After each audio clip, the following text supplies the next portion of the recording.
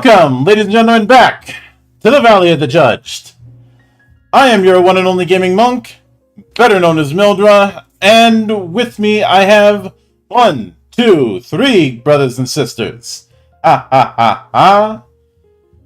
have our three-eyed resident of dad jokes, good brother Joe.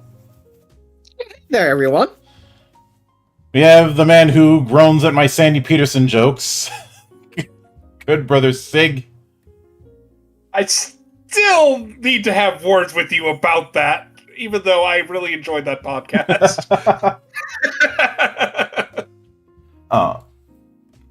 I balance it out by talking shit about Tim Willits. That is fair. That is always valid. Mm-hmm. And our resident our resident chaos cat, good sister Tabby. Yeah. Yes. We are no longer the voices inside his head. We have found corporeal form this week. Ha ha! If you're the voices in my head, I'd be charging you rent. I just live rent free in people's heads. It's fine. Fair. Not in mine, and I always collect. But And I'm the one who knocks. I think you've got too much hair for that.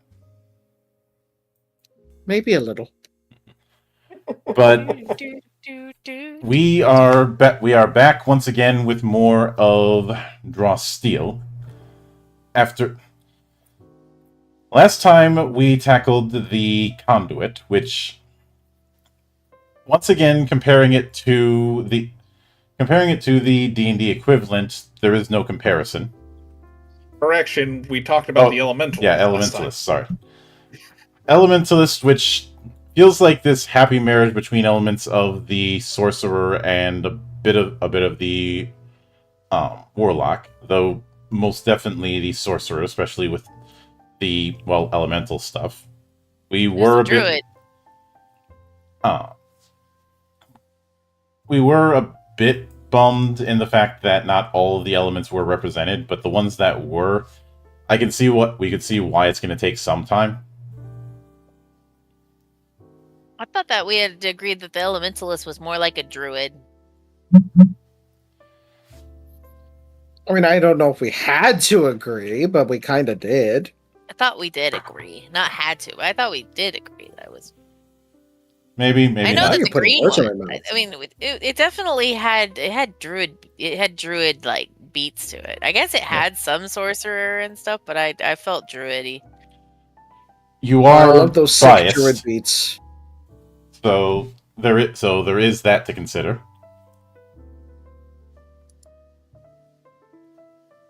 But for this next one, we are out of the spellcaster area and back into Martial. And the class of the week this week is the Fury, which the Fury is very much channeling the Barbarian, which has had a interesting but somewhat stable history. Though it didn't have the best beginnings. Because the first Barbarian was a kit in AD&D, specifically in the Unearthed Arcana book, where it was a fighter variant that was worse than an actual fighter. Sounds about right. Yeah. I mean, for starters, you had the fact that you were required to destroy any magic items you found up until a certain level. Mm-hmm. And the thing is that you did eventually get to not have that problem. But by the time you did, a normal fighter already could use magic items. You used magic items way late. I think it was like 11th level. And by that point, the fighter has so many magic items, I don't know when to start. It had better saves. It had a D12 hit die. It could also climb walls like a thief. It had a better chance at surprising foes or resist being surprised.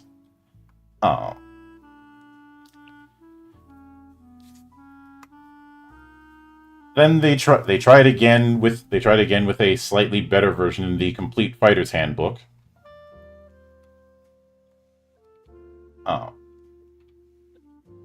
And actually, I have to correct myself. They could start using potions at 2nd level and use most magic items available to fighters at level 10.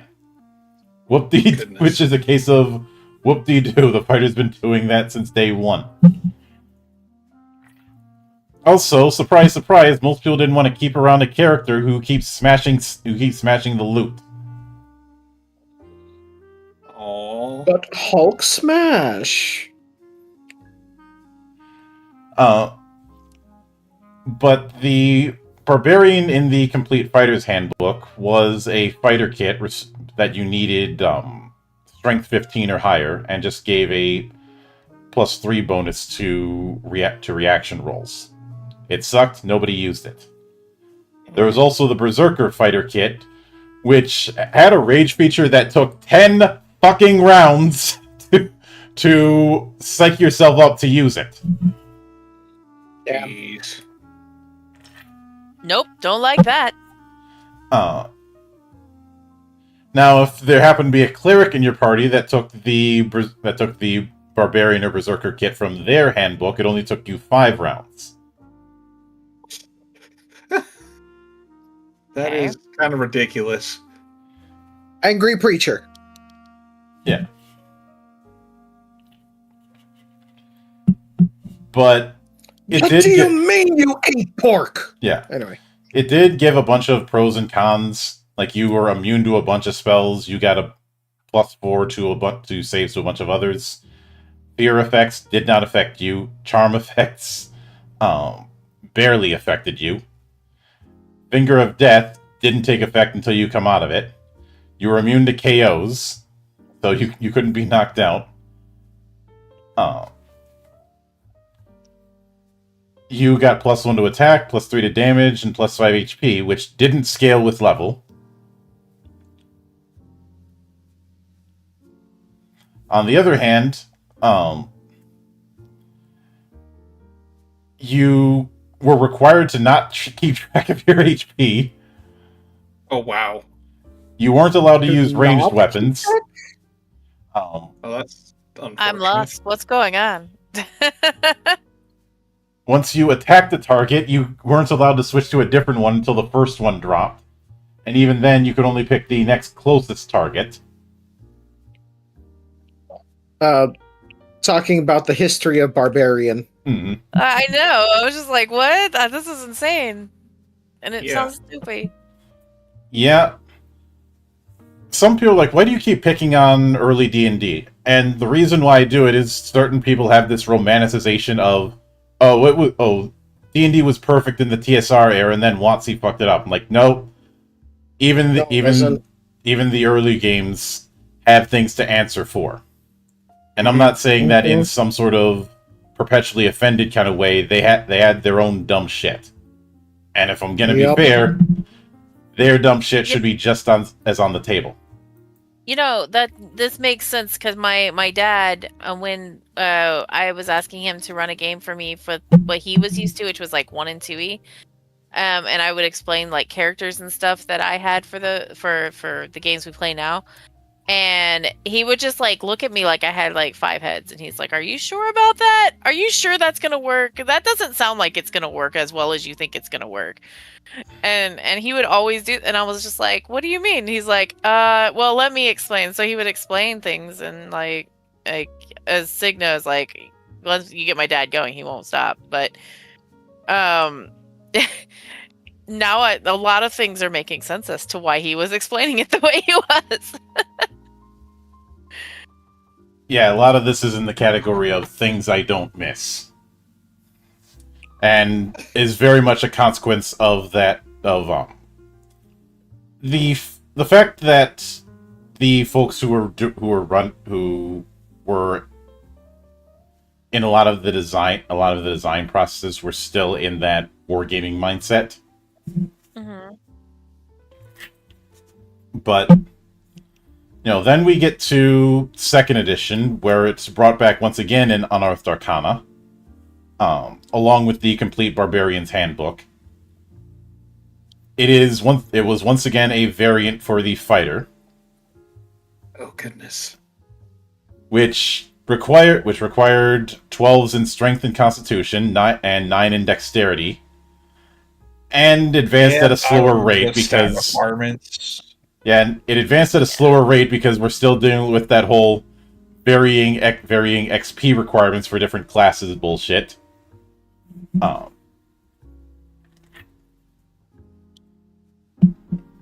It used the more or less the same EXP table that the Ranger and Paladin did. Because again, we're still in that balance across the campaign kind of mindset.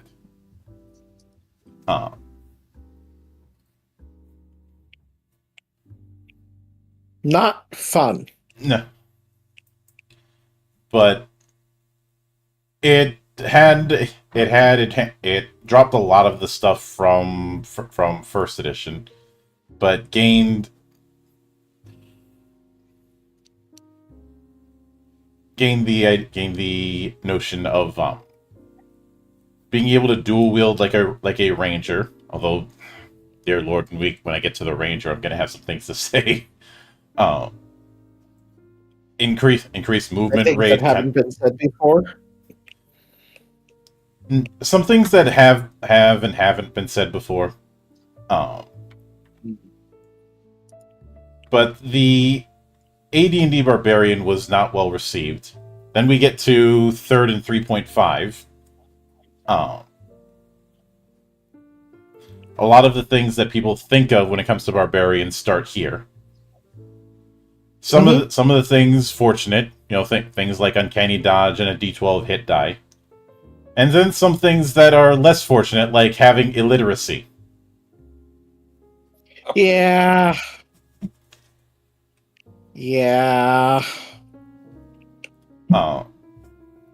Me dumb barbarian, me don't know how read. As well as the fact that you had to be chaotic, but Barbarian was considered a tier 4 class. That's still some bullshit. Oh yeah. Yeah, it doesn't I don't agree with having specific alignments in most cases. I mean, I can understand it for some, but not all of them. You'll notice that in any game that I run that's D20 adjacent, I never use the 9 alignment system. In fact, the only time I really use it is for the meme. And a big reason for that is years of required behavior of alignments, and also, as I've stated in the past, alignment when it's implying a cosmic affiliation of this particular branch of the cosmos likes you or doesn't like you, it has its place. Closer to its main inspiration, which is the Eternal Champion meta-series by Moorcock. But when it became this morality system, and I don't know when this happened, some say it happened around 3rd edition, I feel like it happened before that, that's when the problems start happening. Because it was never built to be a morality system. Yeah, I can attest that, again, most of my stuff when it comes to before 3.5 stuff like that would be from my dad, and he never, whenever I was explaining some stuff about the alignment thing, he asked me at one point when did it become that, because it wasn't that way whenever I ran it. So yeah, and he ran it back in the 70s, so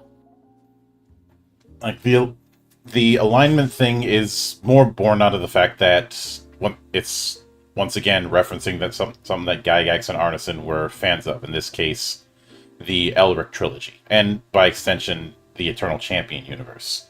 Hmm. It's not the only one that would do that. That was I know that Dyax cited Wheel of Time when it came to the original Blood Omen, but I associate Legacy of Kain as a whole more with Elric than I do Wheel of Time. Mhm. Although once Dyack was out of the picture with Legacy of Kain, Soul Reaver onward, um, a tonal shift occurs, Mhm. which is something that I distinctly remember you and I talking about a bit when we covered Fang Knight. Oh yeah. But then we get to 4th edition, which in the first player's handbook didn't have barbarians, which triggered a bit of rage. Then again, I see what you did there. yeah. Then again, people were doing a whole lot of bitching with 4th edition in general, just by virtue of it existing, because they didn't read the book; they only read other people's notes who were already heavily biased. Hmm. But Imagine reading. What is but this read you speak of? 4th edition barbarian was one of the mascots for the primal power source, as opposed to I just love being primals. guy who got angry.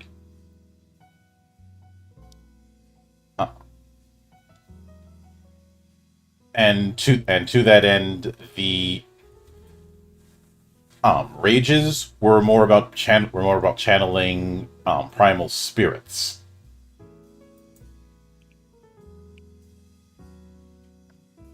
Then the Essentials version decided to do the Barbarian, which tried to be more like the Berserker, trying to be more like the older Barbarian. It kind of sucked. Mhm. But obviously, then we have what was done with 5th edition, which seem to have gotten the most subclass ideas thrown at it compared to a lot of the core classes in Unearthed Arcana. And it was basically them going back to 3.5 with slightly better rages. But a lot of the rages that you get with the 5e barbarian are a case of number go up. Yep. Some of them I love Elatro. Yeah, some of them a little bit less so than others.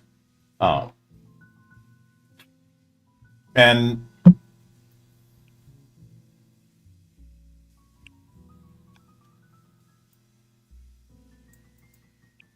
of course there is 13th Age, where barbarians are more about utilizing the talent system, which has gotten them a reputation of being the simple class, when that's not exactly true. It especially wasn't true when 13th Age Glorantha came along. But then again, you're not going to do the simple character mindset when you're dealing with RuneQuest. So simple and clean is not the way we're feeling tonight. God damn it! You just had to bring up my trauma from Kingdom Hearts. Yep. Now, obviously, there was the whole thing with Pathfinder, as well as a revision in Pathfinder Unchained, which I like the Unchained version better, but it didn't get as much support.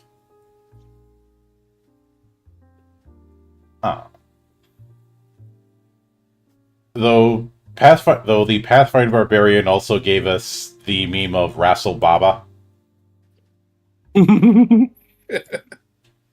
which managed to manipulate the combat maneuver system in Pathfinder to basically be a wrestling barbarian. It was a grapple build. Yes. From the top rope. Though,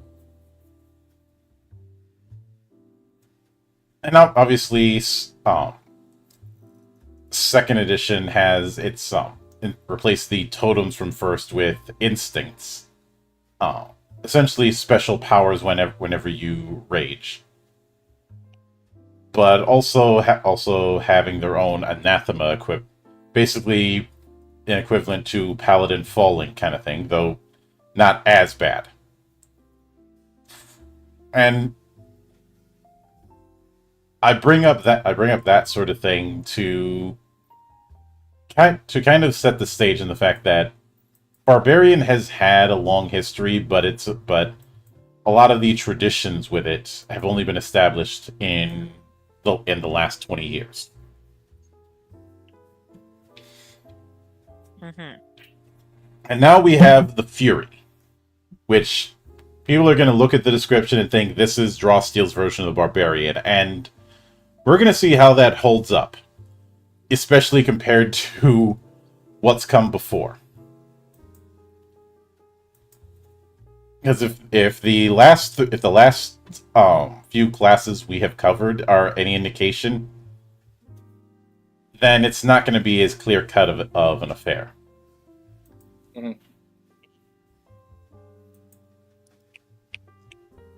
But as a Fury, you start out with a Might and Agility of 2. Then you choose one of the 3 given a raise for your other characteristics. Might is also going to be used for determining potency. You have 21 stamina. So about the same stamina and stamina gain as the Censor, along with 10 recoveries. You also gain the nature skills, as well as any 2 skills from the exploration or intrigue skill groups. The quick build option is to take alertness and jump. So at first level, you get your primordial aspect, which definitely is going to be its subclass equivalent. You can either go with Berserker, which gives you the lift skill as well. The Reaver, which gives you the hide skill, and the Stormwright, which gives you the track skill. One of these is definitely more out there than the others. Just a bit. Mm-mm.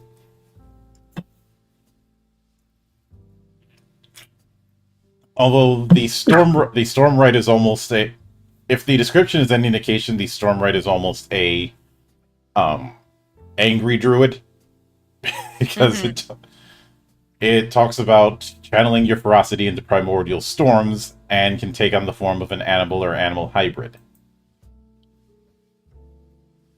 Whereas the Reaver, I'd say is more akin to a barbarian rogue.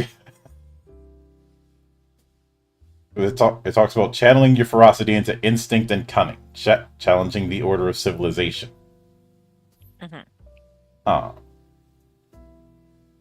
But your heroic resource is ferocity.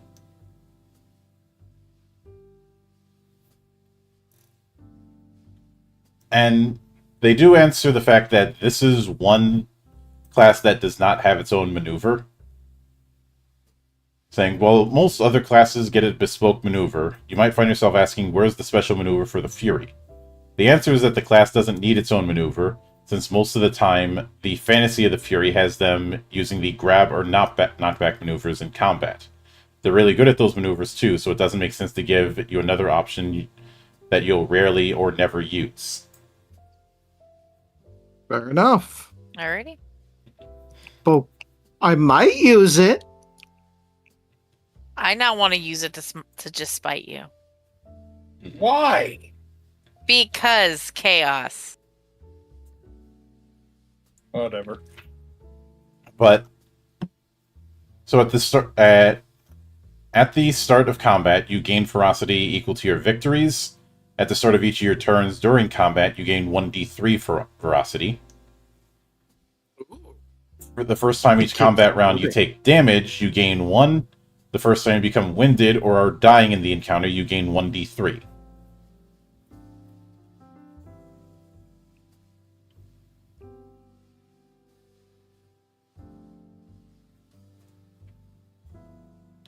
And oh, sorry about that. My phone decided. Oh, it's time for a weather update, even though it's late at night. It's time for And a now, report. the weather. But Do, do, do, do, do, do, do, do, do, do, do, do, do. it also appears that certain benefits are going to be based on how much ferocity you have. So this isn't entirely going to be a builder spender approach like we've seen with some of the other ones. Since we have this little sidebar saying you gain certain benefits in combat based on the amount of ferocity you have. These benefits last until the end of your turn, even if a benefit would become unavailable to you because of the amount of ferocity you spend during your turn. Some growing ferocity benefits can be applied only if you are a specific level or higher, with the level of those benefits noted in the various growing ferocity tables in this section. So, if you've got 2 ferocity, whenever you use knockback, the force movement gains a bonus equal to your might. When you have 4, the first time you push a creature on a turn, you gain a surge. If you've got 6, you gain an edge on might tests and the knockback maneuver. If you have 8 and you're 4th level, the first time you push a creature on a turn, you gain 2 surges.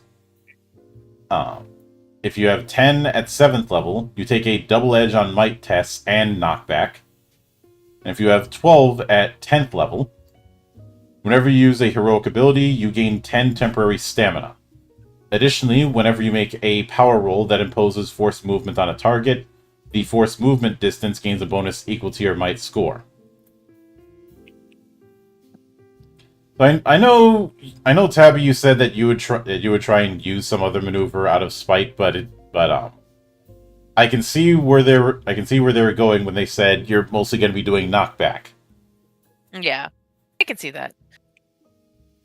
It was mainly a joke, but you know. But you do gain aspect features based on your primordial aspect. If you're a Berserker or Reaver, you get a kit. We'll get to kits much later, but they are basically equipment packages, in a sense. Berserker also gets Primordial Strength. So whenever you damage an object, it deals extra damage based on might. And whenever you push another creature into an object, that creature takes extra damage based on might. So you're wall splatting them. Reaver gets Primordial Cunning. You can't be surprised, and whenever you push a target with force movement, you can slide them instead. Okay. Sounds good. Also, the growing ferocity table I showed before, that is for Berserker. Reaver has their own growing ferocity table. Whereas Stormwright gets Beast Shape, which lets you use the benefits of a Stormwright kit. We'll get to that in a minute. And those kits have their own growing ferocity features. You also get Relentless Hunter, so you get an edge on the track skill. Let's see Reaver growing ferocity. So 2, whenever you use knockback, the force movement it gets a agility bonus. At 4, it's the same as Berserker. At 6, you gain an edge on agility tests. At 8, when you slide a creature, you gain 2 surges. At 10, double edge on agility and knockback. And 12, is more or less the same. Basically, the Berserker and Reaver setup is kind of strength build versus dex build. Or to use Legend Edition, it seems like Reaver is Dervish. Okay.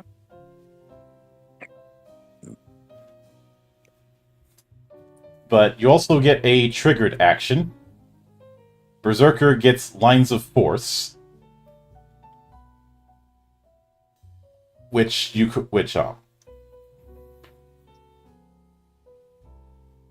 select a new target whenever a target would be force moved. The target usually being yourself or one creature within melee 1. You can select a new target of the same size or smaller within distance to be force moved instead. You become the source of the forced movement, determine the new target's destination, and can push the target instead of the original force movement type. Additionally, the force movement distance gains a bonus to your might score. If you spend 1 ferocity, it's twice your might score. This is... Lines of Force very much feels like a anti-push. The enemy tries to push you, you push them right back. Right back. Let's see. As far as Unearthly Reflexes, that triggers when you take damage. You take half damage and can shift. You can spend 1 ferocity to reduce potency by 1 of any potency-based effects. And Furious Charge with Stormrite, you gain temp stamina equal to your might score, and can enter your animal or hybrid form. Or you can spend 1. You can also spend 1 ferocity while doing this to spend a recovery, since it's triggered when you lose stamina and you're not dying.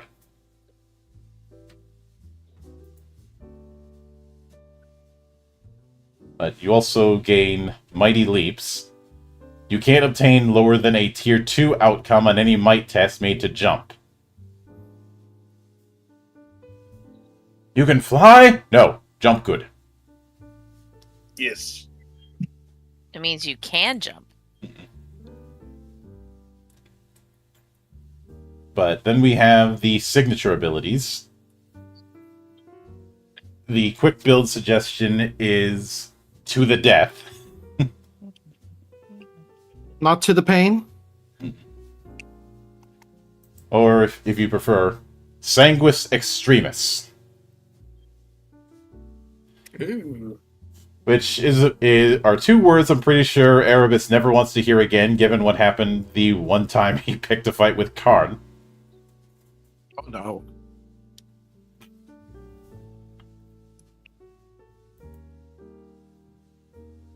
Though why you'd so willingly engage in melee combat with a World Eater is a question for another day. Is foolishness. That's what it is.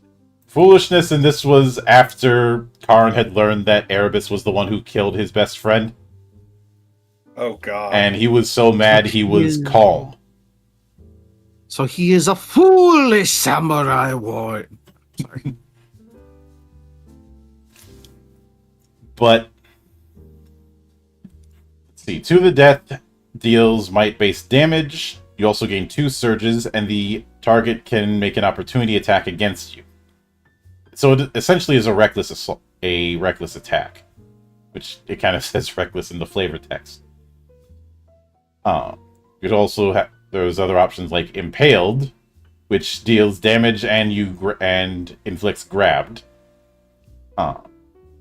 Or Hit and Run, deal damage and shift. Or Brutal Slam, which is dealing damage and inflicting push. But then we get to the heroic abilities. Starting with Back, which is dealing damage and inflicting push. Out of the Way, which deals damage and inflicts slide, and lets you move into any square that an opponent leaves. But if you take damage from an opportunity attack by moving this way, the target takes the same damage. Oh. All right. So it's the cha-cha slide of pain. Understood. Mm-hmm. Cha-cha real smooth. Let's see, we also have Tide of Death. Oh god, I know where this is going. I'm getting Orca Slayer flashbacks, but you move up to your speed in a straight line, and enemy squares are not difficult terrain for this movement. You can end this movement in a creature's space and move them to an adjacent unoccupied space. You make one power roll that targets each enemy whose space you move through. The last target you damage takes extra damage equal to your might score for each opportunity attack you trigger during your move.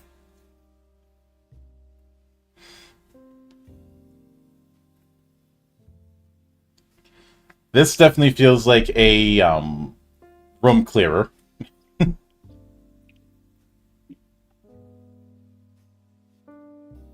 Although I have to like this one. Your entrails are your extrails. I saw that and was like, that one's the one. That one's the one. I don't know why that one's the one, and but that's the one that immediately my eyes were drawn to. So It's because that's what Neris did to most dragons. yeah, all my dragons. But it inflicts damage and bleeding. And while bleeding this way, the target takes damage equal to your might score at the end of each of your turns.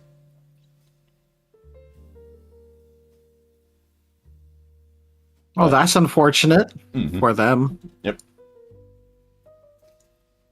Then we have the 5 ferocity abilities. See, we have Blood for Blood, which inflicts damage as well as bleeding and weakened. And you can deal 1d6 damage to yourself to deal an extra 1d6 damage to the target. Or make peace with your god at 5 ferocity. You gain 1 surge, and the next ability roll you make this turn automatically obtains a tier 3 outcome. Whew, always gets the max result. Nice.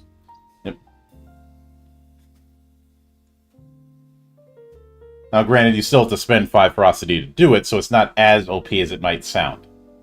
Mm-hmm. You have there's Thunder Roar, which deals damage and push. The targets are force moved one at a time, starting with the one nearest to you, and can be pushed into other targets in the same line.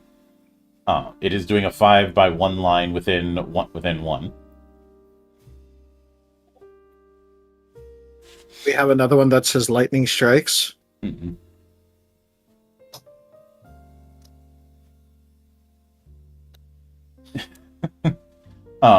We dealt with enough lightning when we were covering the sensor.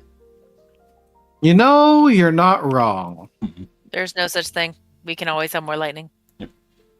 But then we have To the Uttermost End,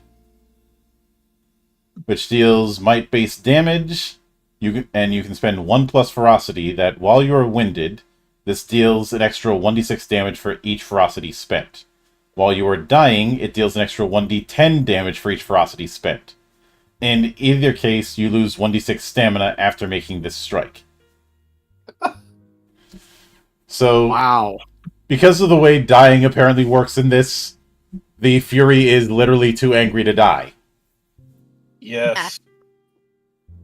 You gotta have at least 1 too angry to die ability for anything barbarian adjacent. Mm-hmm. In this case, you could be in the dying phase and be like, I didn't hear no bell.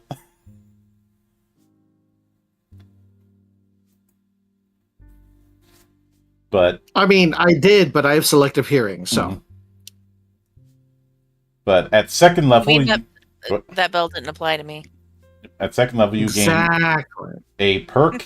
You gain your aspect feature. Berserker gets unstoppable force, so whenever they charge, they can use a strike signature or heroic ability instead of a free strike. And you can jump as part of your charge. You can jump if you want to. You can leave your friends behind. Friends don't jump, and if they don't jump, then they're no friends of mine. Sorry. I'm not.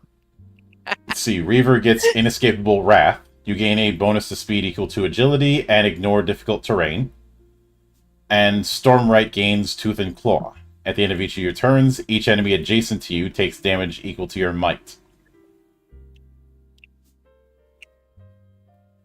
You happen to be right next to me. Boop. Mhm.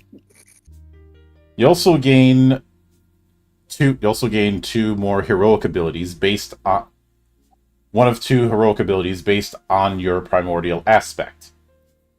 So Berserker can get either Special Delivery or Wrecking Ball. Special Delivery. You vertically push the target up to 4 squares. Definitely. Well, seen arrows special? like that. hmm And at the end of this movement, the target can make a free strike that deals extra damage equal to your might score.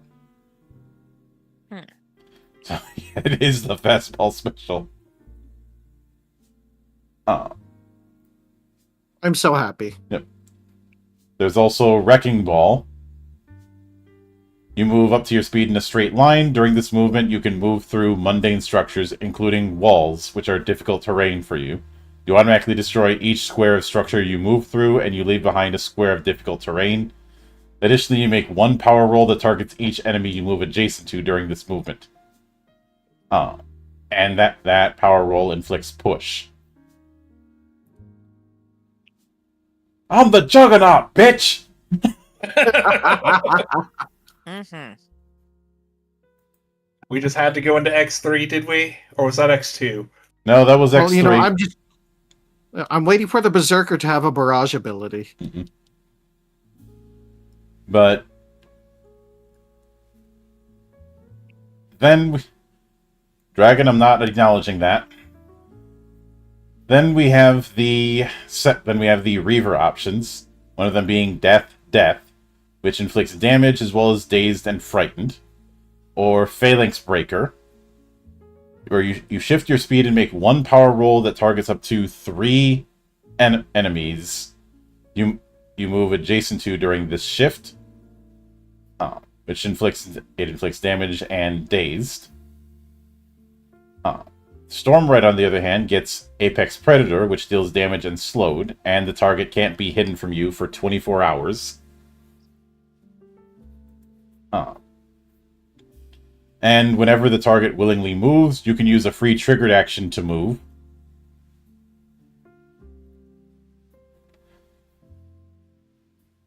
But there is also Visceral Roar, which deals damage, push, and inflicts dazed. And deals your primordial damage type. We'll get to that when we get to the Stormright kits. Oh. Then at 3rd level, you gain another aspect feature. So Berserker gets Immovable Object. You add your level to your effective size for the purpose of interacting with creatures and objects, including whether you can lift an object and are affected by forced movement. This doesn't affect whether you can be grabbed, and you get a bonus to stability equal to your might. Reaver gets See Through Their Tricks. You have a double edge on tests made to search for hidden creatures, discern hidden motives, or detect lies. You also have a double edge on tests made to gamble.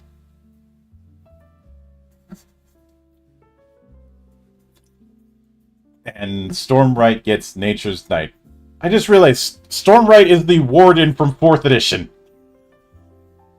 Oh, wow.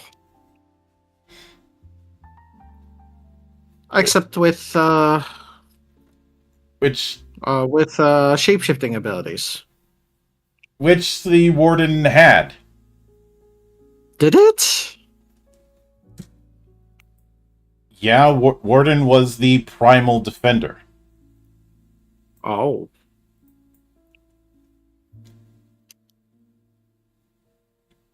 And just to make sure, let me double check.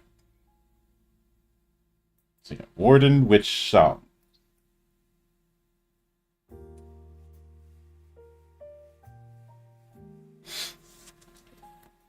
you had some. Maybe they just really liked Warden. Well, I think we've made very clear that there's a lot within Drawsteel that shows that Colville really liked 4th edition. And there's a lot of 4th edition DNA in this. In fact, every class that I've seen has some 4th edition DNA in it. Which, as somebody who got all manner of shit for liking 4th edition back in 2008, I feel vindicated. But Nature's Night lets you speak with animals and elementals. Additionally, you automatically sense the presence of animals and elementals within 10 squares of you. When you are in negotiation with either of them, you treat your renown as 1 higher than usual. This stacks with the increase to your effective renown in negotiation with an animal of your type while in animal form. But you also get a 7 ferocity abilities, so we have Demon Unleashed as an example.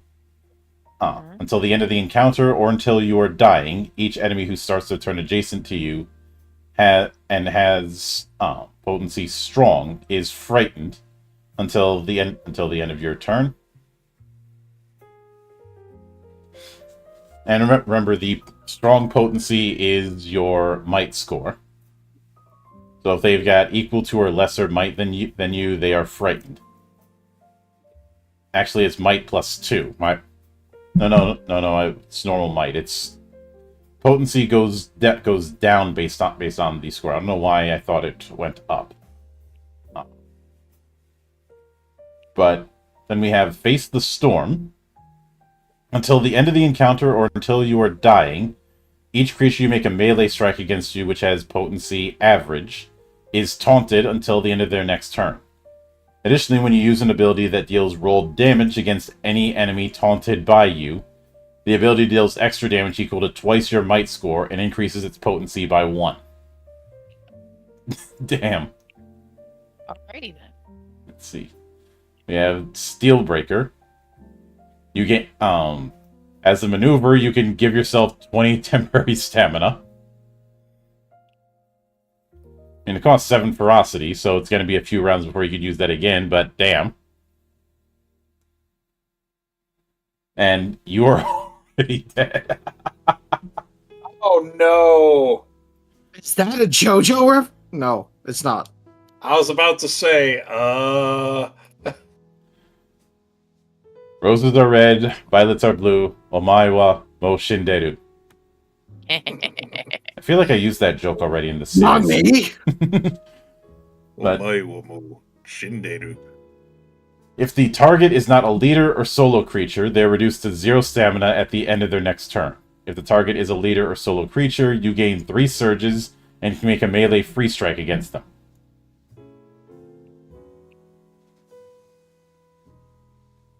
And given what you get from three surges, that's pretty strong. Yep. Just a bit. On the other hand, you have essentially spend 7 ferocity to make a mook disappear. Just a bit. But I mean, don't you like punching your enemies into jibs? yes. And this is my chunky salsa recipe. But then we have 4th level.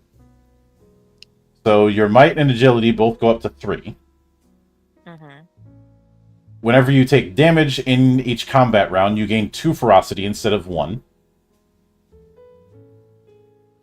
And you do get the 4th level perk for growing ferocity. We covered that already. You also gain a perk. And primordial attunement. As your ferocity manifests elemental forces created by the primordial chaos, you are aware of how elemental power interacts with those around you. You automatically sense whether any creature within 10 squares of you has damage immunity or damage weakness to acid, cold, corruption, fire, lightning, poison, or sonic damage, learning whether they have immunity or weakness, the value of that immunity or weakness, and the specific damage type. Additionally, you automatically sense any source of those damage types within 10 squares, such as fire or a source of elemental power.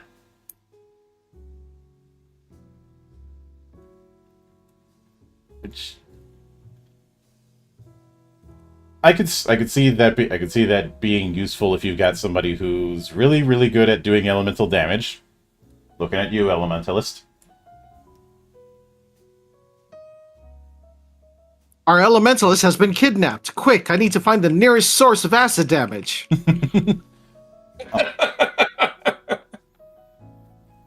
Of course, if they're a void elementalist and they get kidnapped, they'll just teleport right back. Or they just get brought back by the kidnappers. We can't handle this one anymore. Sorry. Huh.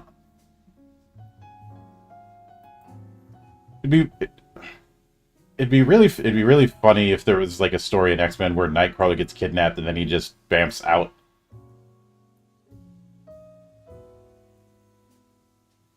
I want to say that they did something like that in X-Men Evolution. For some Maybe. reason, I could see him literally leaving and then like think, oh, they're coming back, and then like popping back. Yeah, I've been here the whole time. Mm-mm. I know that when I would run Sword Mage, I had a thing of selling off my focus weapon only to teleport it right back to me after I'm out of town.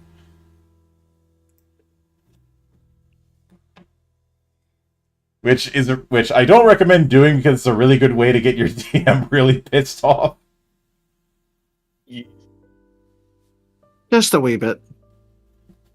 Since one of the big gimmicks with Sword Mage and their focus weapon is, at will, you can teleport it back to you. So, you sell the thing off for a high price because it is still technically a magic item. Then, once you're out of sight, you call it to you. After you've already taken the money for it. Does it teleport or does it fly through space? Teleport. Hmm.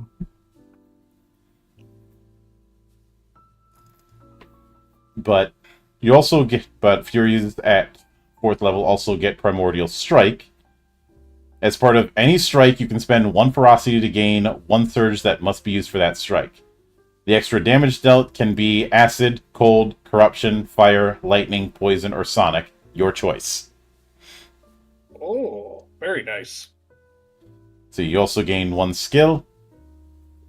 Primordial Strike makes Primordial Attunement all the more useful, since now you know what their weakness is and, well, can take advantage of it. And knowing is half the battle. Fortune Teller Joe! At 5th level, you gain another aspect feature. Berserker gets Bounded. Your jump distance and height double. You jump really good. And when you fall, you reduce the effective height of your fall by a number of squares equal to your jump distance for the purpose of determining damage and whether you land prone. You are not prone after... Yep. You are not prone after falling and landing on another creature. So, Dragoon. Yep, or given the approach that we've seen with jumping in this game, the Highlander Burial. You're not wrong. And now you have the image of a Fury who has bagpipes playing as he's jumping. And Okay, saying there can be only one. No, not saying there can only be one, but probably shouting Scotland forever. Okay, but like, as long as Queen's playing in the background, I'm fine. Yes. Queen is always an acceptable answer. The Reaver... I'm immortal. I have within me blood. Okay, sorry. The Reaver gets Unfettered. At the start of your turn, you can end any restraint condition on you, and you have a double edge on tests made to escape being confined or imprisoned. You're under arrest. Let's see how long that lasts. Of course, depending on how you... I know in some of my campaigns, you'd have somebody like that want to be arrested, so they can get in and rob the place blind after they break out of the dungeon. Yeah, pretty much. Nothing wrong with that. Sound strategy. Mm-hmm. But Stormwright gets Stormborn. You and each ally within 5 squares of you ignore negative effects from inclement weather, such as banes or environmental damage. Additionally, you can use the Blessing of Fortunate Weather feature as if you were a first-level conduit. Oh. Oh. At 5th level, you also gain a 9 ferocity ability. We have Debilitating Strike, which inflicts damage and slowed. While slowed, the target takes 1 damage for every square they move, including from forced movement. Nice. Yeah. Let's see, my turn, which is a free triggered action. The trigger is when a creature causes you to become winded or dying, or damages you while winded or dying. Inflicts damage, and you can spend a recovery. So we have Rebounding Storm, which deals damage, inflicts push, and when a target would end this force movement by colliding with a creature or object, they take damage as usual. Then are pushed the remaining distance away from the creature or object in the direction they came from. As long as force movement remains, this effect continues if the target collides with another creature or object. Good lord. So, who feels like playing pinball? Again, sounds like Neris. Well, Neris will just fucking punch somebody or throw them. Yeah, imagine using this in a more confined area.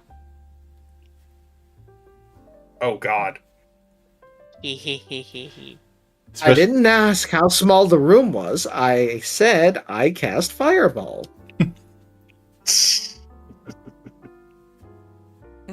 Mm-mm.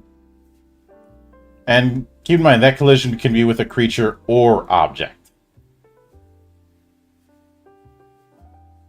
And targets 2 creatures or objects right out of the gate. So great to use when you're outnumbered in melee. Just remember, class, all creatures are objects when they're corpses. Mm-hmm. But we also have To Stone, which inflicts damage and slowed, except at tier 3 where it inflicts restrained. And while the target is slowed this way, any other effect that would make the target slowed instead makes them restrained by this ability. Additionally, a creature who fails the saving throw while restrained this way is petrified until they're given a supernatural cure, or you choose to reverse the effect. No action required.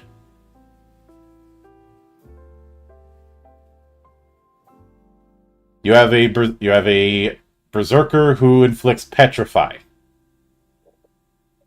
Mm.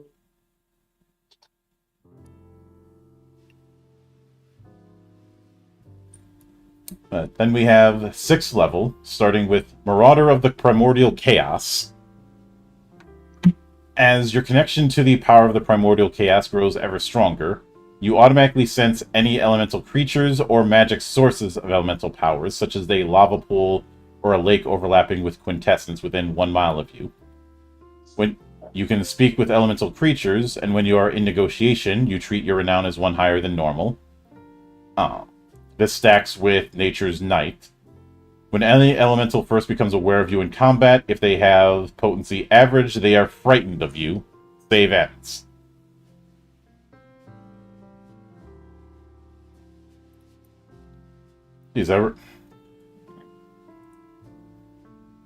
So if you're dealing with elementals, well, you're getting some free shots in early on.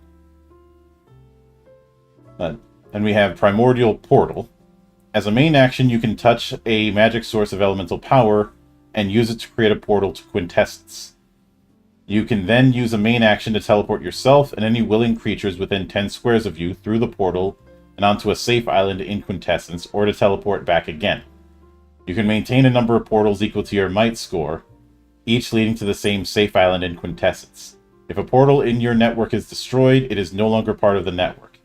You can remove a portal from your network no matter your distance from it, including across different worlds. Exploring quintessence is possible from your island, but continued safety is not guaranteed. Interesting that this kind of ability is given to the Fury.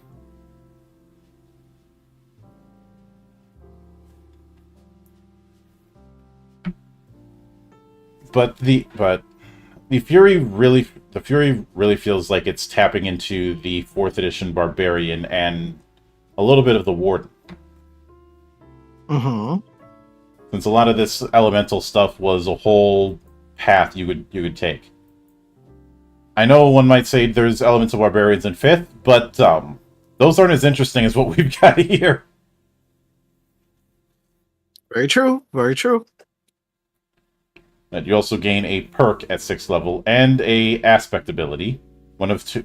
You get a choice of 2 heroic abilities based on your primordial aspect again. Mm-hmm. So, for Berserker, you get either Avalanche Impact or Force of Storms. The former, you jump up to your maximum jump distance and make 1 power roll that targets each creature adjacent to you. So 3-point landing. Yep. Which deals damage and inflicts push. You also, alternatively, Force of Storms, which deals damage, inflicts push, and when the target ends that force movement, each creature within 2 squares of the target is pushed 3 squares.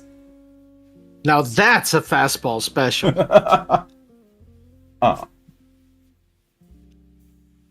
The Reaver can get either Death Strike or Seek and Destroy. I like that track by Metallica. I can see why Sting used it back in the day.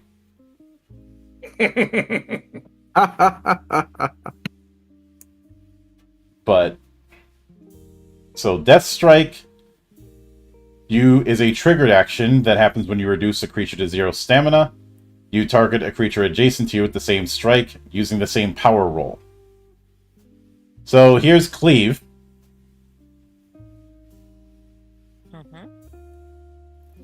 Although I'd say because you're not re-rolling, it's slightly better.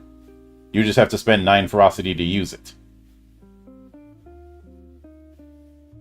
Just Cleave and not Wonderwall. Mm-hmm. That's as far as Seek and Destroy. First, you shift up to your speed, then perform the attack, which deals damage and inflicts frightened. And if a target who is not a leader or solo creature is winded by this strike, they are reduced to 0 stamina, and you choose an enemy within 5 squares of you. If that enemy has potency average, they are frightened of you. Scary. And the Stormwright gets either Pounce or Riders on the Storm.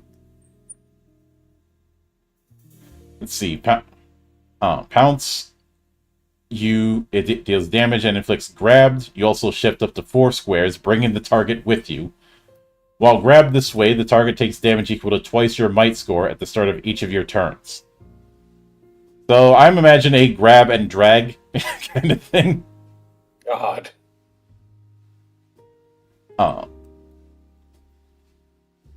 Or if you prefer, how Zoran Blitz got faced in Hellsing Ultimate. Oh, wow. But Riders on the Storm is a aura effect. Until the end of the encounter, or until you are dying, each enemy target takes damage of your primordial damage type equal to twice your might score at the end of each of your turns. Additionally, you can fly while the aura is active. Each ally target who starts or ends their turns in the area can also fly until the start of your next turn or until the effect ends. You can fly, you can fly. You can fly, you can fly. Happy thoughts, everyone. When you use this ability outside of combat without spending ferocity, you must spend 1 uninterrupted minute summoning a primordial storm that fills the area, and you take 1d6 damage before the ability takes effect. The storm lasts for 1 hour or until a combat encounter begins.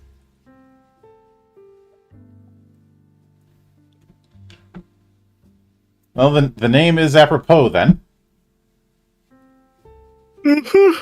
But, see, at 7th level, each of your characteristic scores goes up by 1 to a maximum of 4. You also get an elemental form. Really? Whenever you show strong emotion or increase your ferocity, elemental motes are attuned to your mood that flit around you, and your skin changes in appearance to reflect an element of your choice. Additionally, if you are a Berserker or Reaver, you have immunity to acid, cold, corruption, fire, lightning, poison, and sonic damage equal to your might score. If you are a storm... Sorry, And Yep. If you're a Stormwright, you have immunity to the damage type of your Primordial Storm feature equal to twice your might score.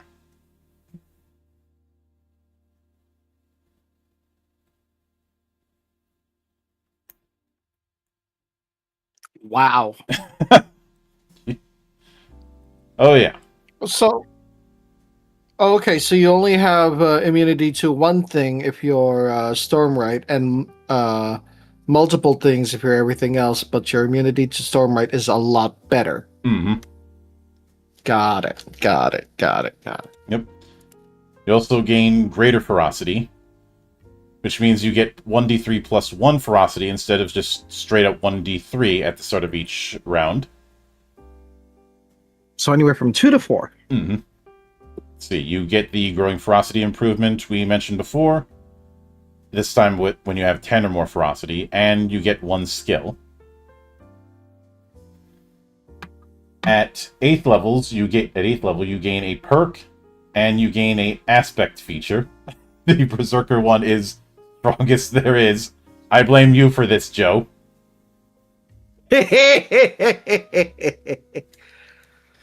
Lord. That's a Neris one right there. What? Strongest there is? Yeah. Yep. I mean, Lester plays strongest with best, and then there we go. Whenever you make a might test, you roll 3 dice and choose which 2 to use. Additionally, whenever you use the knockback maneuver, the forced movement distance gains a bonus equal to your might. Yeah, that is definitely Neris. Reaver gains a step ahead. Whenever you make agility, you roll with 3 dice and choose which 2 to use. Whenever you use the disengage move action, the distance you can shift gains a bonus equal to your agility. Nice. And Stormwright gets Menagerie. You can use all Stormwright kits. During a respite, you can choose to swap your Stormwright kit and still make another respite activity. Your Nature's Night feature now lets you automatically sense the presence of animals within 1 mile of you. And whenever you make a test to track another creature, you roll 3 dice and choose which 2 to use. There's the dice thing. Okay. Mm-hmm. But you also get a 11 Ferocity ability. So we have Elemental Ferocity, which gives you 10 temp stamina, and choose one of the elemental effects. Until the end of the encounter or until you're dying, whenever an enemy damages you, they take 10 damage of that type. If that would reduce them to 0 stamina, you gain 10 more temp stamina.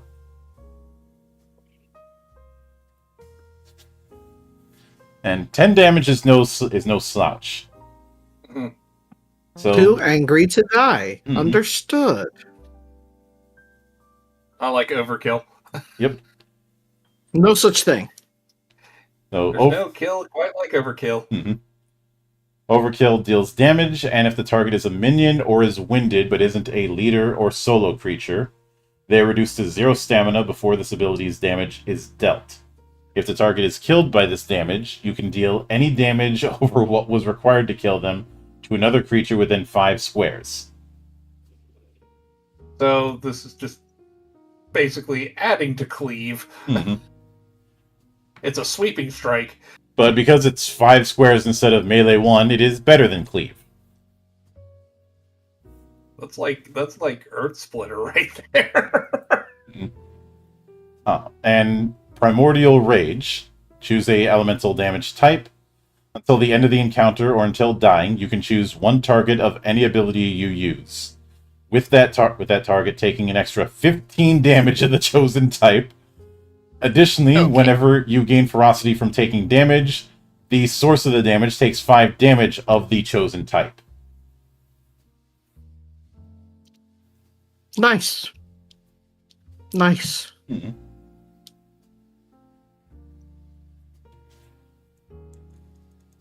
And we also have Relentless Death. You shift You up to your won't escape your fate. Yep. You shift up to your speed. Each enemy you move adjacent to during this movement takes damage equal to twice your might score. Then make one power roll that targets each enemy you move adjacent to during this shift. You gain 1 ferocity for each target who dies as a result of this ability, maximum 11. So if you do this well enough, you can spend 11 ferocity and get all of it back. All right. And the power roll basically is any target whose stamina is equal to or lesser than 8, 11, or 17 dies.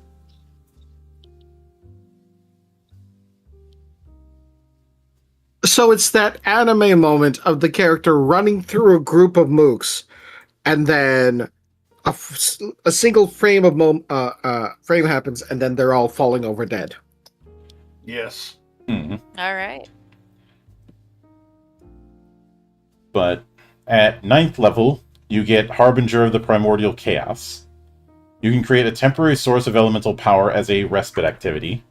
This source lasts 24 hours and can be used to create a portal to Quintessence with Primordial Portal.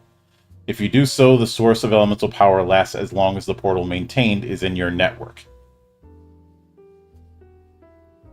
You also get another heroic ability based on your aspect. So Berserker gets either Death Comes for You All or Primordial Vortex.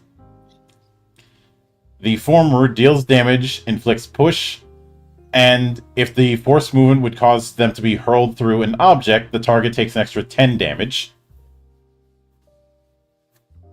Whereas Primordial Vortex deals less damage but deals vertical pull. If this force movement causes the target to slam into you, you would take no damage from the collision, and the target takes the damage you would have taken. So you just stand there and you can just jib your enemies, where the other one is just like a Sparta kick through a wall.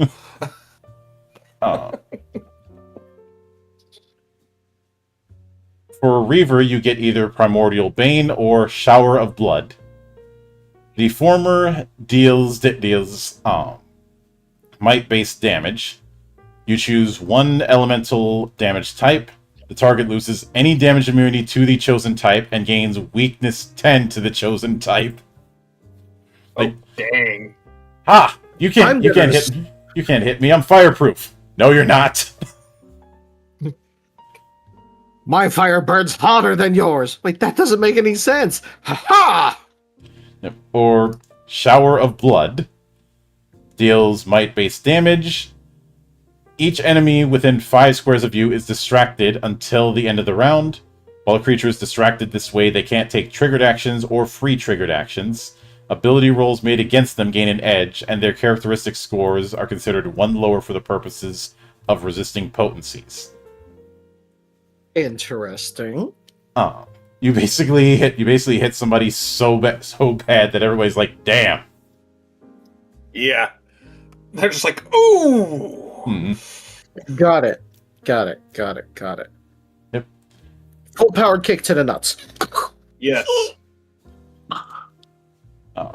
And Hydra says, oh crap, Reaver is Kazan. Yes! I'm not saying this because I'm playing it currently, but geez, yes. Mm-hmm. I love Dungeon Fighter Online. Yep. Yeah, you should really play First Berserker Kazan if you like DFO. It's a pretty good game. Mm-hmm. But Fair enough.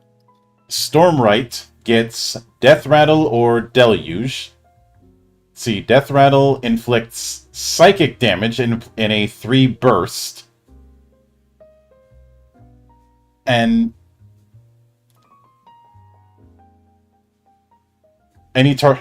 at tier 1, any target who is a minion dies. At tier 2, any target who is a minion dies, as does one winded target who is not a leader or solo. At tier 3, any target who is not a leader or solo creature is winded.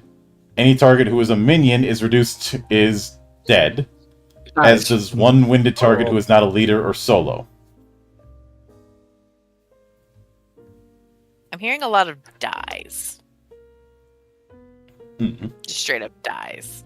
And I will remind everyone that winded is basically half health. Mm-hmm. But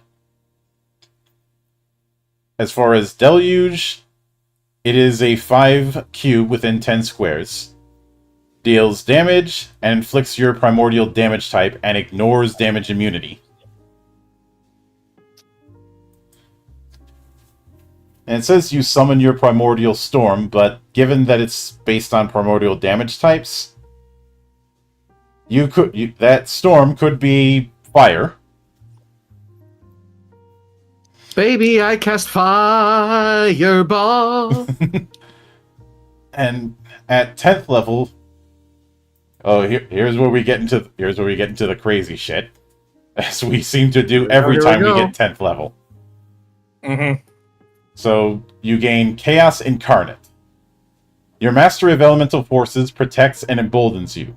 If you are a berserker or reaver, you have immunity to elemental damage equal to twice your might score.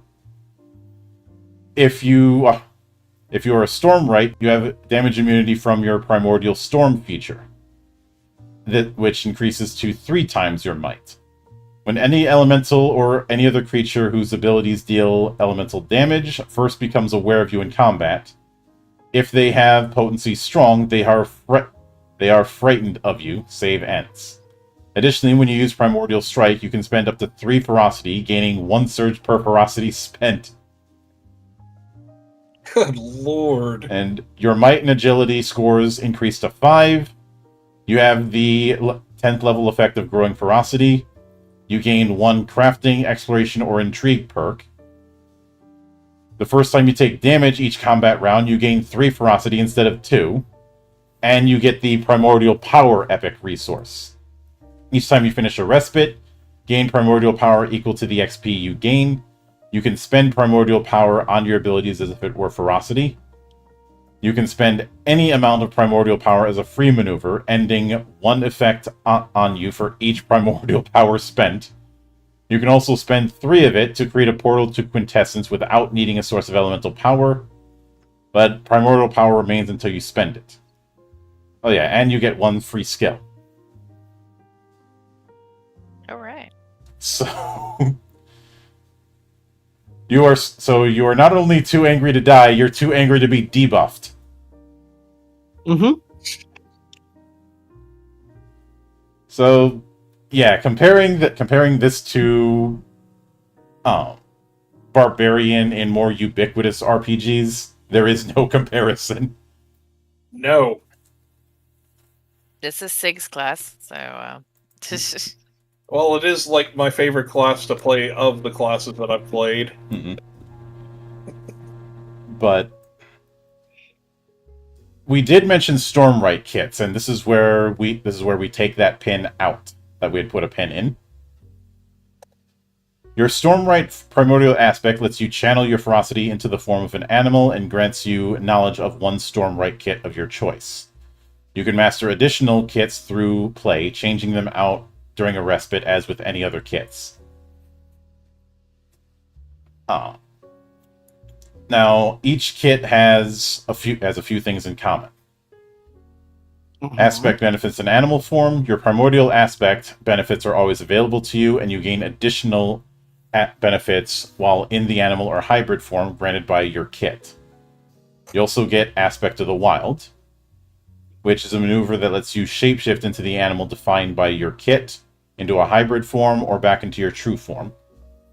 While in animal or hybrid form, you can speak as you usually do, and can speak to animals who share your form. If you're in negotiation with an animal while in animal form, you treat your renown as 2 higher than normal. You can spend 1 ferocity to, as a free maneuver, shapeshift a second time, either into another animal form, a hybrid form, or back into your true form. So you also get Primordial Storm. Each Stormwright kit is associated with a Primordial Storm, which channels a specific damage type. We kind of saw that earlier. With equipment, you wear no armor and wield only your unarmed strikes, which become devastating natural weapons as your ferocity grows. You do get a kit bonus, which applies in your true form, animal form, and hybrid form. You also gain a signature ability from your kit, and a set of benefits for growing ferocity.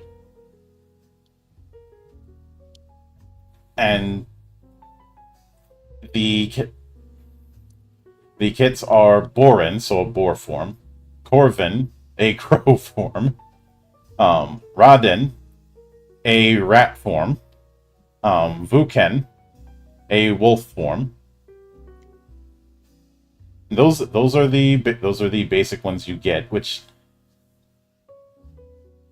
sorry, Borin is a bear, not a boar.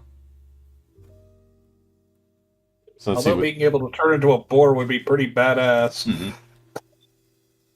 Talk about too angry to die. So, with Borin, whenever you use force movement to push, you can pull instead. Whenever you pull a creature adjacent to you and it has might average potency, you can use a free triggered action to make that creature grabbed by you. In bear form, your size is 2 and you get +1/+2 distance with melee weapon abilities. In hybrid form, your size is 2 and you get +1/+2 distance with melee weapon abilities. And at first level, the first time you take hybrid form in an encounter, gain 10 stamina. Your damage type is cold, so you're not only a bear form, you're a polar bear. Your kit bonuses are +9 stamina, +2 stability, and a melee damage bonus of +4 at tier 3. You also get bear claws. So what I'm hearing is this is basically the equivalent of someone taking on the altered beast form. I'd say less Rise from your grave. I'd say less altered beast and more Bloody roar. Yep. Yes. Man, this entire kid is very grisly. God damn it, Joe. Yeah. Yeah, I know that joke was very unbearable. Go to your room. Go to your room. I'm in my room. Damn it. But and of course it has its own ferocity table. With Crow, you gain an edge on tests made to hide and sneak. Whenever you fall, you can use a triggered action to use your Aspect of the Wild ability. The animal form, your size is 1T and you can fly. You can use the hide maneuver as a free, and you can use your allies as cover when you hide. You can't use any abilities while in this form except for Aspect of the Wild. In hybrid form, your size is either 1S or 1M. At 4th level, you can fly. Your damage type is fire. Ah, three-legged crow. Understood. You get a stamina bonus of 3, a speed bonus of 3, melee damage bonus of 2 at all 3 tiers, and a disengage bonus of 1. You also get Wing Buffet as a signature ability, which deals damage, and you can shift up to 2 squares before or after making the power roll. It's a 1 burst. I love eating at the wing buffet. Let's see. The Raden kit, which is basically a rat. You gain an edge for hide and sneak, and you ignore difficult terrain. While in animal form, your size is 1T, and you can automatically climb at full speed while moving. You can use the hide maneuver as a free maneuver. Use your allies as covered, and can stay hidden while you move through squares occupied by any creature. You also gain an edge on tests made to climb other creatures. You can't use any abilities except for Aspect of the Wild. While in hybrid form, your size is either 1S or 1M. At 4th level, you can automatically climb at full speed while moving. Behold, Master Splinter. Yep. Your damage type is Corruption. Oh. Let's see. Stamina bonus is 3 per echelon, speed bonus of 3, damage bonus of 2 at all 3 tiers, disengage bonus of 1. You also get Oh, driving. You really are a dirty rat. You also get driving pounce as a signature, which deals agility-based damage, inflicts push on tiers 2 and 3, and you can shift the same number of squares that you push.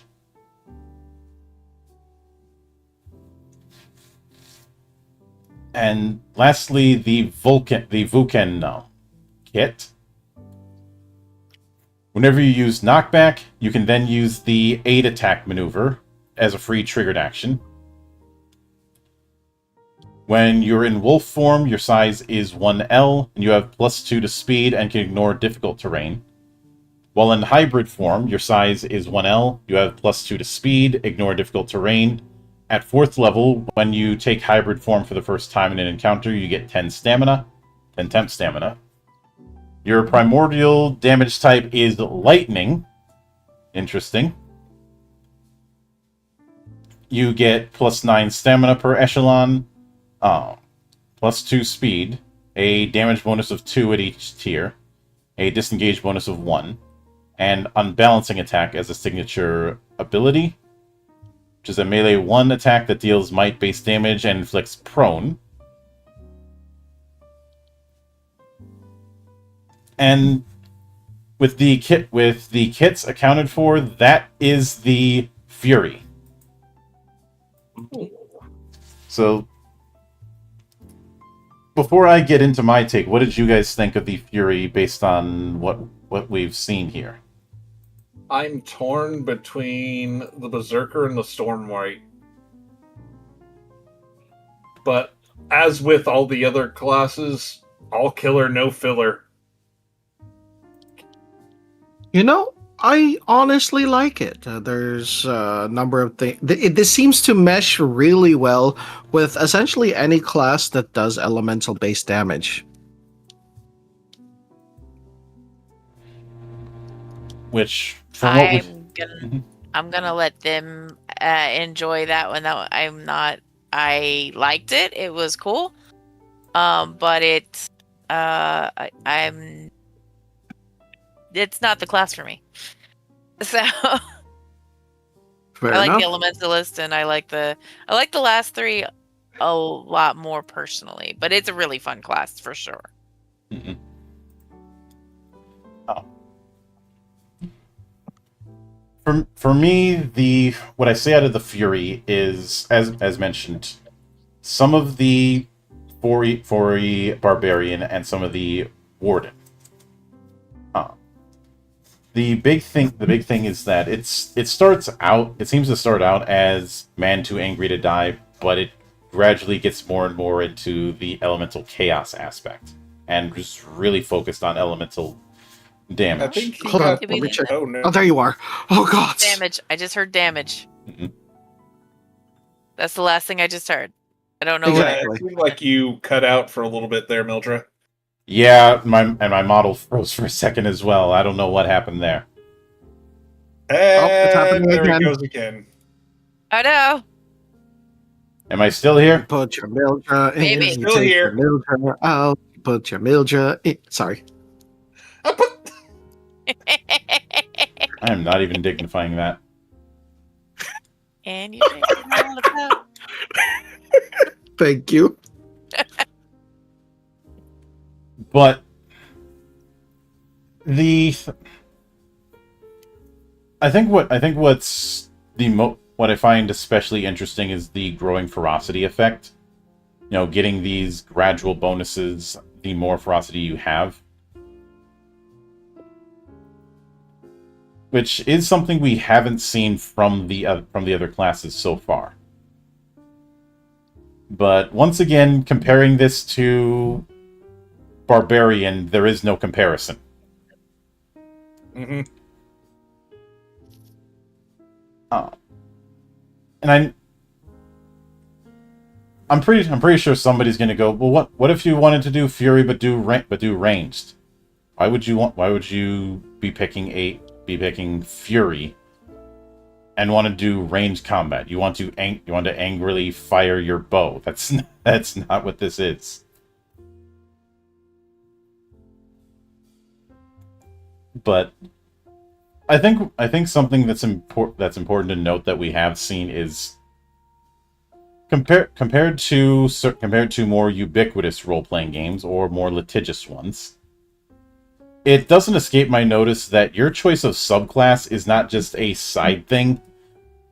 It basically determines half of your playstyle.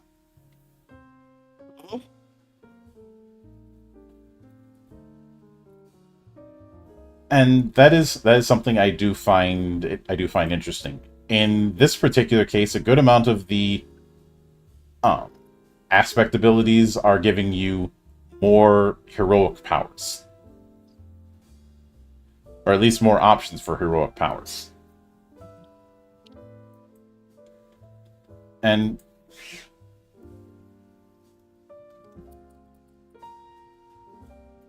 I do want to check something for a moment. I know we've talked about surges in the past, and so just as a reminder, when it comes to surges, you can spend them to deal extra damage when you're dealing rolled damage. Each one dealing extra damage based on your highest characteristic, or boost potency. The former, what I think is interesting about that is the fact that with a lot of the damaging effects we've seen, it's not rolled. It is static. Mm-hmm.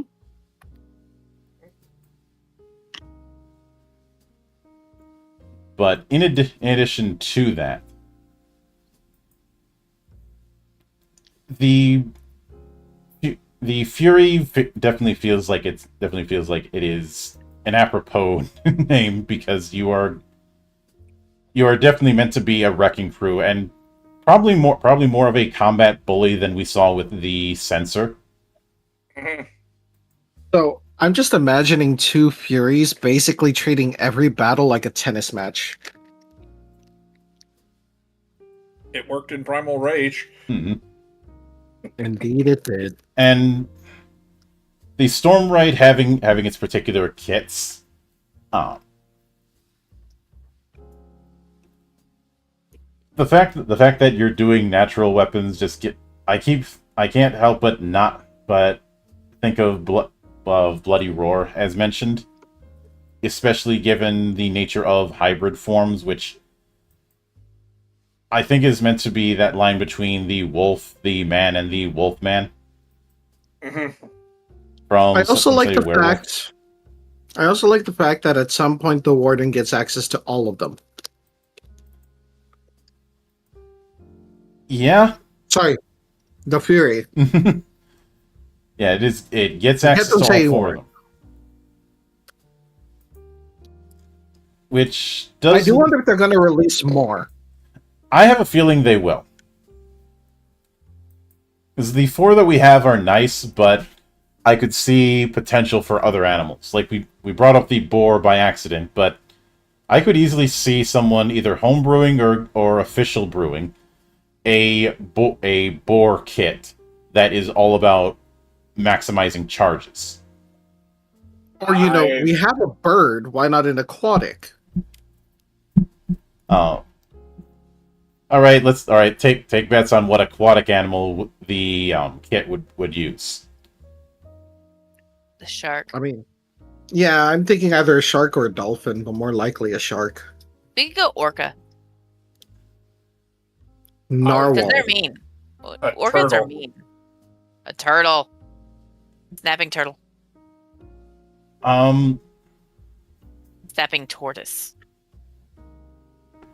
I would personally, I could see a. I don't think it's going to be a dolphin, because unfortunately people still look at dolphins as cute. They really shouldn't. Unfortunately, yeah. Echo did way too much damage in our childhoods. I never played it, so I wouldn't know. As well as Jamu as well. Yep. I could see some kind of shark. If only so somebody can channel street sharks just for them. Yes. Yes. They're jawsome. They bite. They fight. Anyway, sorry. I know what I. As tempting as it would be to go to say turtles, so we can make a angry Ninja Turtles joke. That's too amphibious. But Frogs. Be a piranha. But I think the reason it's going to be a while before we see an aquatic based entry is it would need to be set up in a way so that you don't always need a body of water to be effective, because that's way too situational.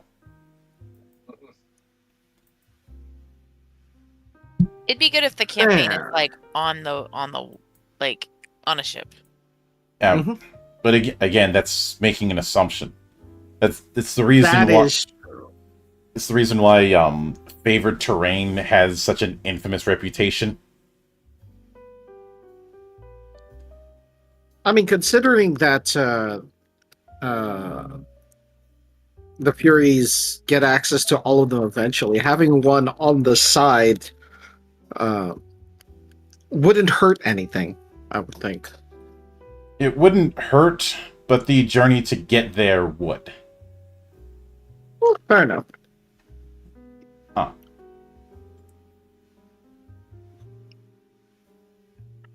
Now that being said,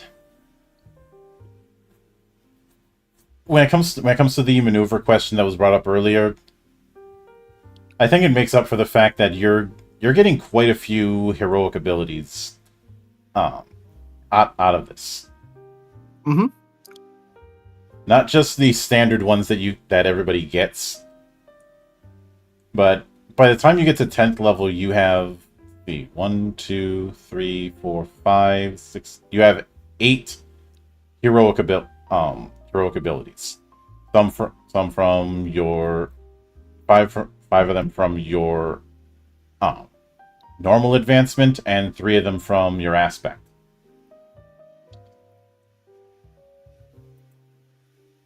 But next time will be interesting,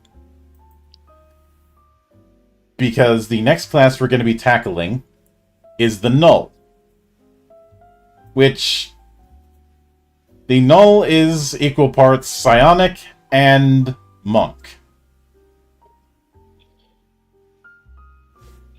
Sounds right. Okay. So pandering to me for this one.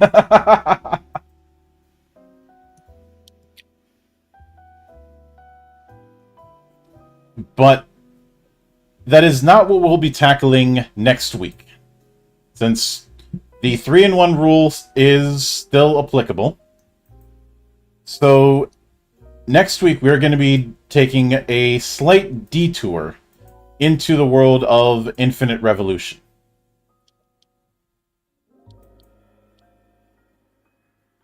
Sounds good to me. So, which I've covered in the past, and I gave the folks in the monastery the pitch. Infinite Revolution is basically taking Studio Trigger with a bit of Kamen Rider and Warframe. Okay, that sounds awesome. Indeed. And that will be something to look forward to next week. And of course, there's going to be more of the perils of arrogance tomorrow. Yes. So keep an eye out for that. But until then, on behalf of the good brothers present and not present, my name is Mildra. I am your gaming monk. Stay fucking frosty, everybody. Bye-bye. Take care.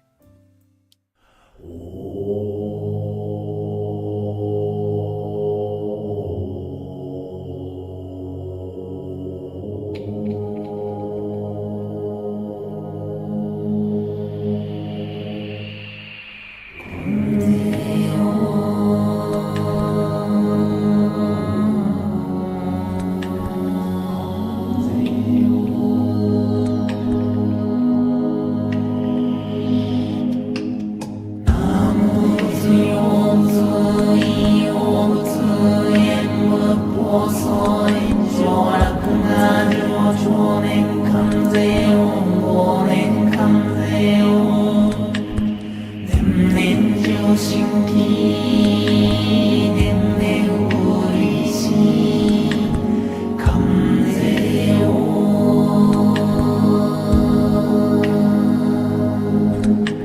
南無仏用仏用仏縁無法相上洛が上年関税を忘年関税を年々上新規年々売りし関税を